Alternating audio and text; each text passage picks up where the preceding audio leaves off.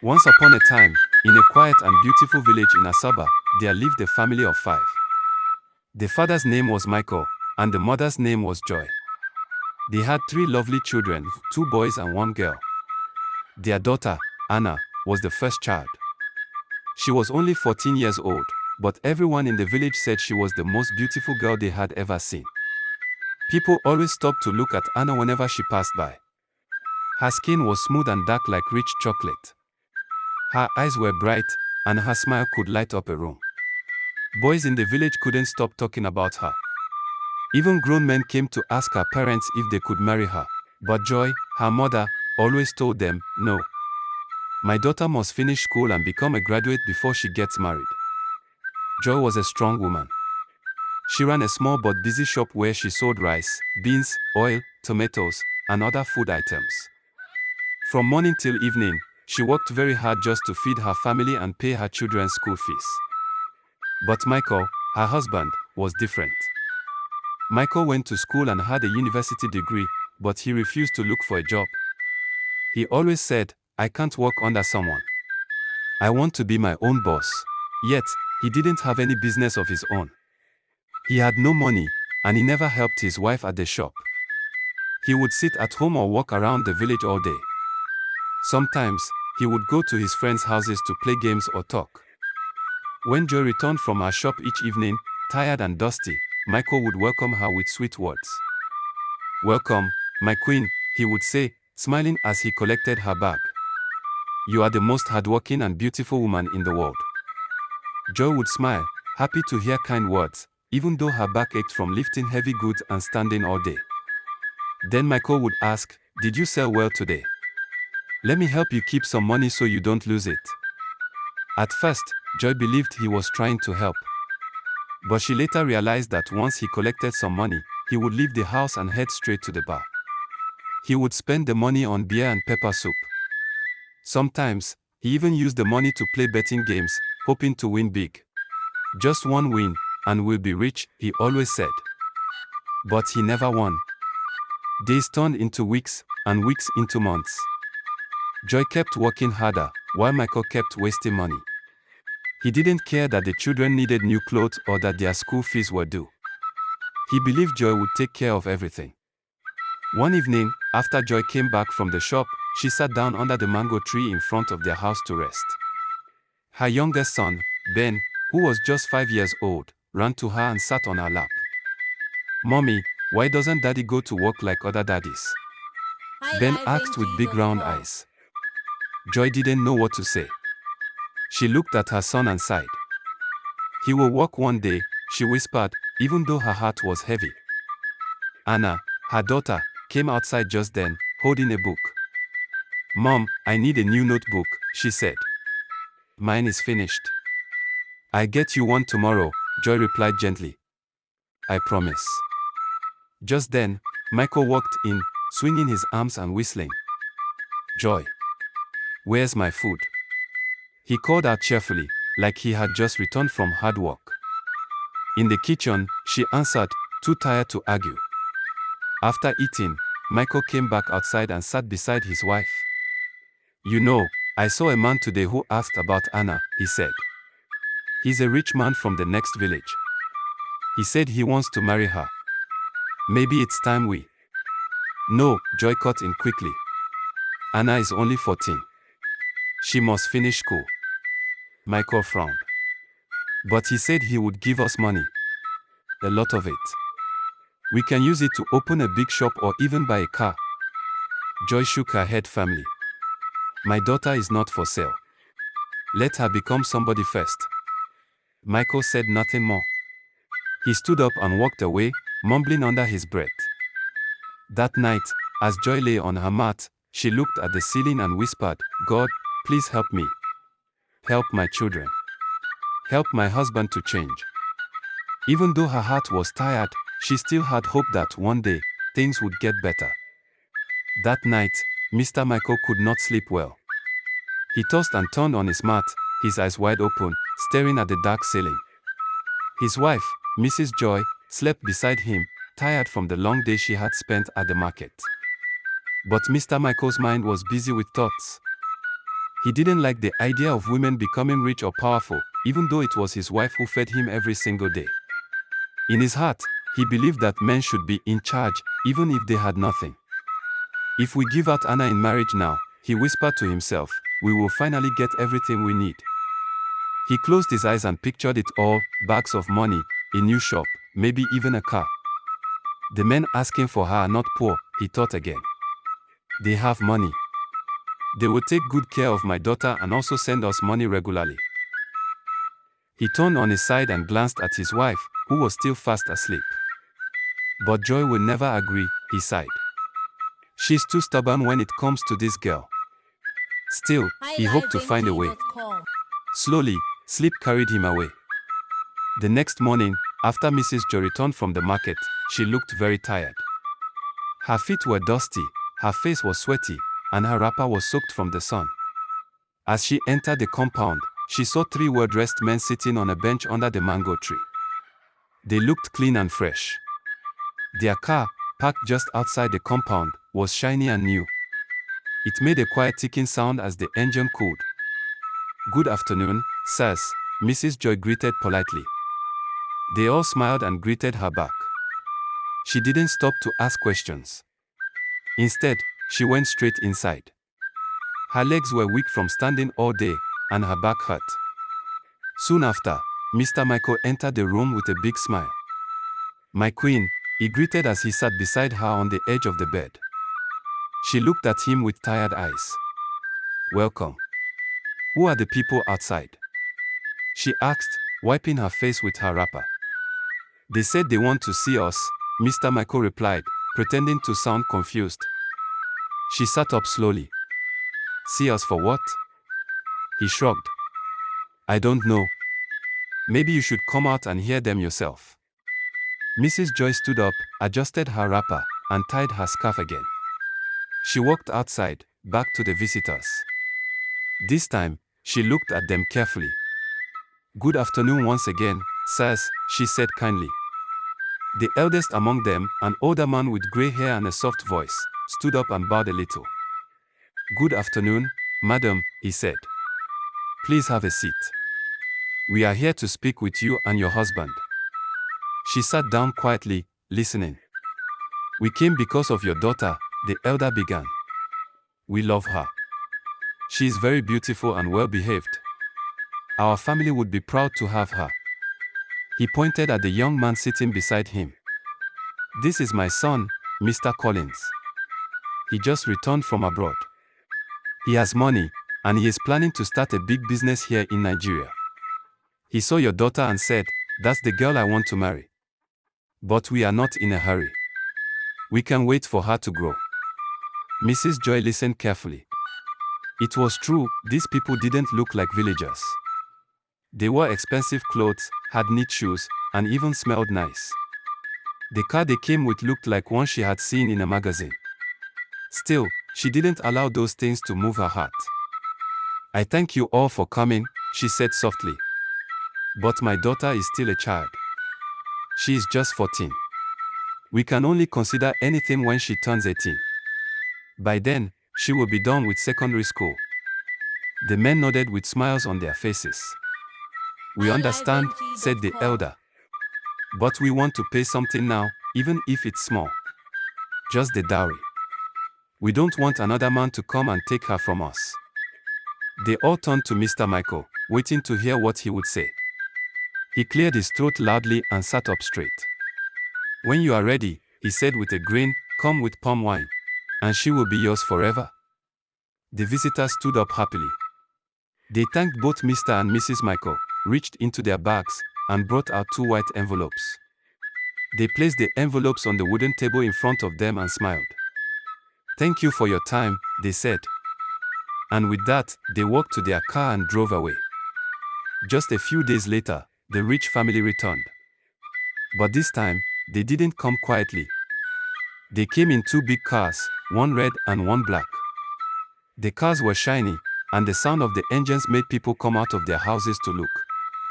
Inside the cars were bags, baskets, boxes, and even coolers filled with food and drinks. They brought bottles of palm wine, crates of malt, cloths, shoes, and so many other gifts, double the things people usually bring when they want to marry a girl. Mr. Michael couldn't hide his joy. He was smiling from ear to ear. "Today is a good day," he said loudly, walking around the compound like a king. "My daughter has brought us honor." Neighbors and friends came in numbers. Some sat on benches under the mango tree, while others stood in small groups, whispering and watching. The women wore wrappers and head ties. The men shook hands and nodded in approval. "See the gifts they brought," one man whispered. "Oh. They came prepared," another said. The compound was full of laughter and noise. Children ran around, clapping and playing. Inside the house, Mrs. Joy sat quietly on the bed, her face calm. She had agreed to let them pay the bride price, but her heart was not at peace. Her daughter was still too young, she thought. But what could she do now? Everything had moved too fast. Outside, the rich family spokesman stood in front of everyone and cleared his throat. "We have come today to complete what we started," he said with a smile. "We love your daughter. And we want her to know she already has a home with us, even if she's still young." Then the payment began. They handed over all the bride price items one by one. The yam tubers were counted, the drinks were lined up, the wrappers were displayed, and finally, they brought out a brown envelope with money inside. "We have paid everything," the elder said proudly. After that, someone called out, "Anna. Anna. Come outside." Anna stepped out slowly. She was wearing a new pink dress, one of the gifts from Mr. Collins, the rich man who wanted to marry her. Her hair was neatly packed, and she had tiny beads around her wrists. She looked confused but happy. "Give her the palm wine," the elder said. A small glass of palm wine was given to Anna. Everyone went quiet. "Go and kneel in front of the man who will be your husband," he told her. Anna looked at her mother. Mrs. Joy nodded gently. She walked slowly toward Mr. Collins, knelt down, and handed him the glass with both hands. Mr. Collins smiled, took it, and drank. Suddenly, people began clapping and cheering. "She has accepted him. It is done." Mr. Michael was clapping the loudest. "My daughter is now part of a great family," he shouted. Mr. Collins stood up, reached into one of the boxes, and brought out more clothes, yellow dresses, green skirts, shiny shoes, and even a golden necklace. "These are for you, Anna," he said. Anna looked surprised. She touched the clothes and smiled. She didn't understand much of what was going on, but she liked the attention. Everyone was looking at her, cheering and calling her a big girl. Later, as the sun began to set, the visitors got ready to leave. They loaded their empty coolers and leftover items back into the cars. Before they drove off, they brought out another envelope filled with cash. They handed it to Mr. and Mrs. Michael. "This is for you," the elder said. "If you ever need anything, don't hesitate to call us." Mr. Michael collected the envelope quickly and bowed. "Thank you, sir. May God bless your family." Mrs. Joy said thank you too, though her voice was soft and her face still unsure. The visitors entered their cars, waved, and drove away. The compound became quiet again, but inside their hearts, something had changed forever. And just like that, Anna became a wife at 14. Most people in the village said nothing. No one complained. Why? Because Mr. Collins was a man of wealth. He had cars, sent money often, and people knew he lived in the city. Some villagers even said Anna was lucky. After the traditional marriage, Mr. Collins went back to the city. But he didn't forget Anna or her parents. Every month, he sent money and gifts. Sometimes, he sent foodstuffs. Other times, it was new clothes and shoes. Anna's father, Mr. Michael, always smiled when the money came. He would call his friends and say, "My daughter married well. We are blessed." But Anna wasn't happy. Years passed. When Anna turned 17, she had changed a lot.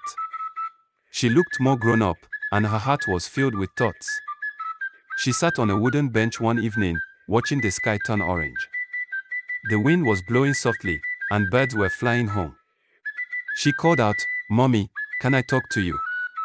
Mrs. Joy, who was washing plates at the back of the house, wiped her hands and came to sit beside her.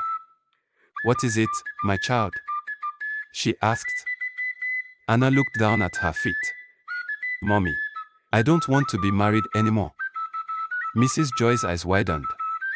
"Why, Anna?" "I don't feel ready," Anna whispered. "I have just one more year in secondary school. I want to finish. I want to think about my life. I want to be free, not tied to something I didn't choose." Mrs. Joy sighed deeply and pulled her daughter close. "My daughter," she said softly, "I know it's not easy. But Mr. Collins is kind. He sends us things. He says he loves you. Maybe, in time, you'll grow to love him too." Anna didn't answer. She just leaned on her mother's shoulder and closed her eyes. A few months later, Mr. Collins came back to the village for Christmas. He arrived with 2 cars full of goodies. The boot was packed with colorful dresses, perfumes, and sweet biscuits. He gave Anna everything he had brought, and smiled as he said, "You are my queen." Anna smiled politely, but her heart was unsure. Something felt wrong. Mr. Collins spoke well, acted gently, and gave gifts. But Anna felt trapped in a life she didn't understand. She was still a girl inside, still dreaming of finishing school and becoming something on her own. That same evening, Mr. Collins sat down with Anna's parents under the mango tree. "I want to take Anna with me," he said. "She will live with me in the city. I want to know her better, and I will make sure she finishes her education." Mrs. Joy's face dropped. Her mouth opened slightly, but she didn't speak at once. She looked at Anna sitting nearby, quietly playing with the beads Mr. Collins had given her. "I'm not comfortable with that," Mrs. Joy finally said. "Let her finish secondary school here. I want to see her do it with my own eyes. When she's done, we can talk about what comes next." Mr. Collins nodded slowly, but he didn't look happy. Mr. Michael didn't say anything in front of Mr. Collins. He waited until they were alone in their bedroom. When they entered the room, he turned to his wife with a wide smile and said, "Joy, can't you see? A big load has been lifted off our shoulders. Let the man take her. He will take care of her. One less mouth to feed." Mrs. Joy turned sharply to face him. "Michael, please keep quiet," she snapped. "What have you done for these children since they were born? Who pays their school fees? Who buys their books? Is it not me?" Mr. Michael blinked but said nothing. "You sit here, eating and waiting for others to bring money," she continued, her voice rising. "You don't help me in this house. I work, I struggle, I sweat. I am the man and the woman here." She pointed at him. "Do you think I'm happy that my daughter is married to a man old enough to be her father? Is this the life I wanted for her?" Without waiting for a reply, she walked out of the room, her heart beating fast. Outside, she saw Mr. Collins and Anna talking. She walked over to them, trying to calm herself. "Mr. Collins," she said firmly, "promise me one thing." "Yes, ma'am," he answered. "Promise me you will never hurt Anna." "I promise," he said quickly. "She is safe with me. I will take good care of her." Mrs. Joy nodded slowly. She looked at her daughter, who was quiet, her eyes filled with questions. "All right," Mrs. Joy said. "She can go with you." Mr. Collins smiled with joy. "Thank you so much, Ma," he said. "I will come tomorrow to pick her up. Let her get her things ready." Then, he stood, waved goodbye, and walked away. The next morning, bright and early, Mr. Collins drove into the village. His car, a shiny black one, sparkled in the morning sun. The engine made a soft, strong sound as he stopped in front of Anna's house. Anna stood outside, holding her small bags. Mrs. Joy helped her carry one, wiping away tears from the corner of her eyes. "Be strong, my child," she whispered, hugging Anna tightly. "Call me when you reach." "I will, Mommy," Anna said softly. Mr. Collins came out of the car, helped lift Anna's luggage into the boot, and greeted her parents with a smile. "Thank you, sir." "Thank you, Ma," he said politely. "I'll take good care of her." Everyone in the compound waved goodbye as the car rolled away. The dust from the road rose behind them like soft smoke. It was Anna's first time leaving the village. As they drove past tall trees and large farmlands, she kept her eyes wide open.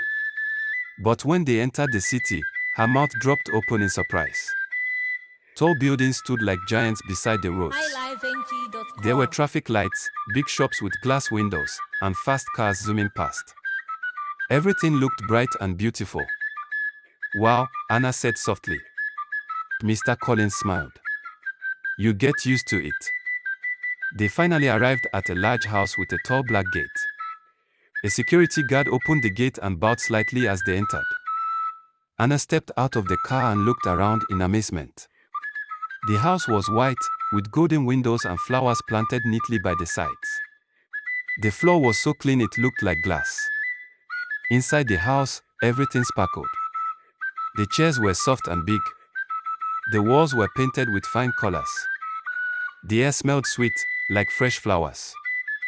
Anna whispered to herself, "This house is more beautiful than any I've ever seen." Mr. Collins carried her bag into a large room with pink curtains and a bed as wide as 3 mats put together. "This is our room," he said. "You can rest here. Go and take a shower. You must be tired from the journey." Anna nodded, picked a towel, and entered the bathroom. It was as clean as a hotel room. The water was warm, and the soap smelled like fruit. After bathing, she changed into a soft gown and picked up her phone. "Mommy," she said over the call, "I reached safely. His house is very fine." Mrs. Joy sounded happy. "Thank God.